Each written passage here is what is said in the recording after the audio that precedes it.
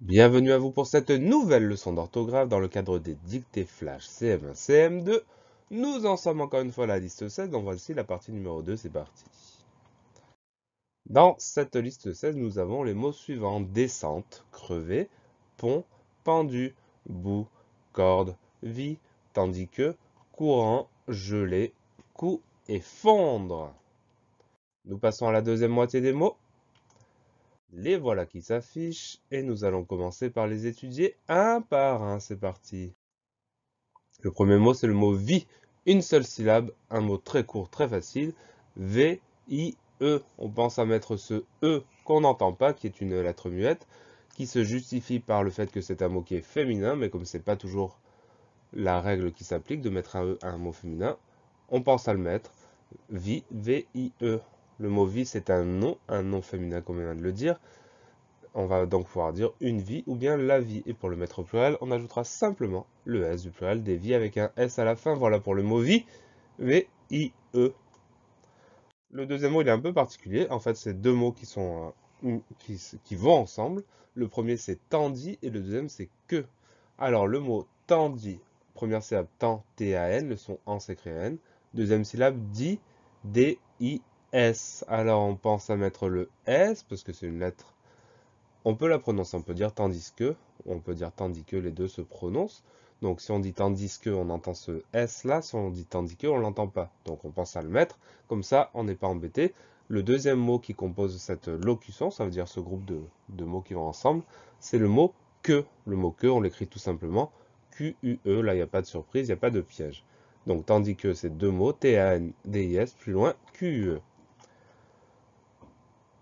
L'expression tandis que est une conjonction. On appelle ça une locution conjonctive. Locution, ça veut dire qu'on a deux mots qui vont ensemble. Conjonctif, ça va pour conjonction. Donc voilà pour le mot tandis que, T-A-N-D-I-S, plus loin, Q-E. Le mot suivant, c'est le mot courant, de syllabes. Première syllabe, cou, C-O-U, pas de problème. Deuxième syllabe, rang.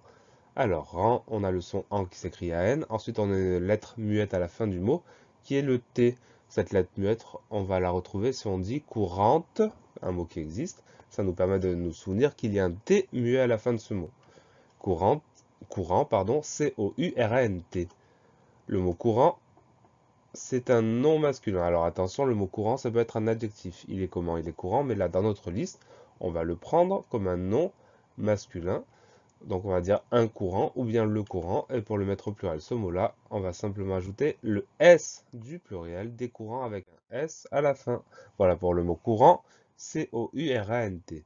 Le mot suivant, c'est le mot gelé. Deux syllabes. Première syllabe, je, G-E. Donc là, pour avoir le son J, on a bien la lettre G. Donc G-E pour la première syllabe. Deuxième syllabe, les, L, E accent aigu. Il n'y a pas de piège, il n'y a pas de surprise, il n'y a pas de difficulté. Gelé, G-E-L, E accent aigu. Le mot gelé est un adjectif qualificatif. Il existe aussi un nom, c'est la gelée, mais la gelée, ça s'écrit pas tout à fait pareil. On va avoir un E derrière le E accent aigu. Donc là, c'est bien l'adjectif qualificatif gelé. Il est comment? Il est gelé. Comme tous les adjectifs, on va pouvoir décliner ce mot. La version de la liste, c'est du masculin singulier gelé avec E accent aigu à la fin. Si on met cette version au pluriel, ça fait du masculin pluriel G-E-L, E accent aigu S. On ajoute le S du pluriel tout simplement. Au féminin singulier, on prend la version masculin singulier, on ajoute le E du féminin, G, L, E, accent aigu, E. Et enfin, féminin pluriel, on prend le féminin singulier, on ajoute le S du pluriel et ES à la fin. Voilà pour le mot gelé, G, E, L, E, accent aigu. Le mot suivant, c'est le mot cou. Mot cou très simple, une seule syllabe, C-O-U, le son K s'écrit avec un C. Ensuite, OU, O-U, sans surprise. Alors attention, le mot coup a des homophones, des mots qui se prononcent de la même façon. Le coup de point, c'est C-O-U-P. Le coup, ça veut dire combien coûte quelque chose, c'est C-O-U, accent circonflexe T. Celui-là, c'est le coup qu'on a en dessous de la tête, C-O-U. Et ce mot-là, c'est un nom masculin. Un coup, bien le coup.